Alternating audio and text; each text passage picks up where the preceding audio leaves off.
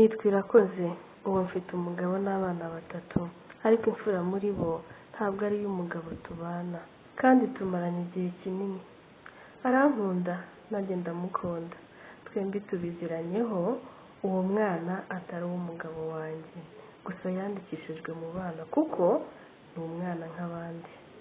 Ariko kandi abana bacu bo bazi ko bahuje umubyeyi wabo w'umugabo. Nukurikira iyi nkuru irarangira wamenye impamvu ndetse nuko byangendekeye. Nkigera mu mwaka wa 4 w'amashuri yisumbuye, niganye imbaraga ku buryo abanyeshuri twiganaga n'abarimu banyigishaga babonaga ko afite ubuhanga buhanitse.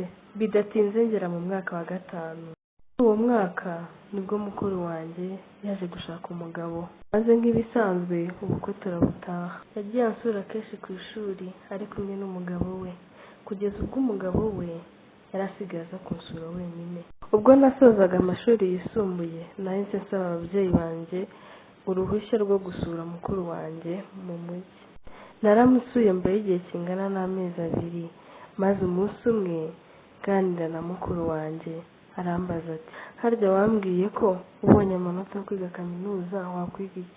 Akivuga atyo nahise museka ndavuga nti, nyumvira Sandra ni ukuri, ese ko numva uvuga utyo nkaho utanyizeye? Yarashubije ati, erega sinzi impamvu bigera ku kizamini ngahindura imyumvire. Tumaze kuganira maze twumva umuntu arakomanga. Ndebye mbona ni umugabo uruta hagati wa mukuru wanjye. Atarinjira mu nzu yatangiye kumvugisha asa n'uwatangaye agira ati, yewe uzi ko burya Rugamba ari igitangaza, ahise abyara umwana w'umukobwa mwiza nkawe. Uwo mugabo yakomeje agira ati, ariko rwose reka nkubwire kandi nkubwize ukuri, niba nta bandi babikubwiye mbere yanjye, ndabikubwiye uri mwiza kandi uri mwiza rwose. Icyo nzi cyo, n'inyoni iyo zikubonye zirasakuza, ariko nubwo nisamye nasandaye reka nceceke hato ntava wamvugishwa kandi ndi umuntu w'umugabo. Sandra akimara kumwumva yahise avuga ati, ese burya niwe Nyamugenda? Aha, ntibintunguye kuko nabaze nibaza umuhungu uzanye amagambo nk'ayo wavuga. Nyamugenda aramusubiza ati, usibye ko mwafashe nk'umuntu ugira ibikabyo mu byo avuga byose, ariko mbabwije ukuri uyu mukobwa mu misango yo kumusaba azariza. Sandra ahita amubaza ati, bazabura gushimishwa nuko bamushyingiye barire? Nyamugenda aramubwira ati, reka mbanze nicare mbone kugira icyo mvuga. Sandra aramubwira ati, ikaze rwose mu rugo wacu.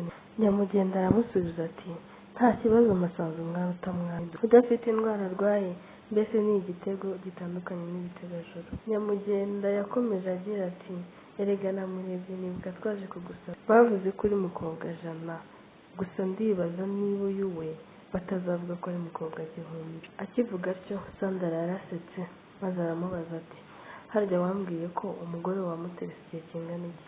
Nyamugenda aramusubiza ati, sha wabyihoreye ko yiyambijije icyuya akantu mu igufa ry'umubu, uzi ko namuterese imyaka 2. Ubwo nanjye we nayo nicaye nahise mubaza nti, none se mu magambo yawe yari yagiye?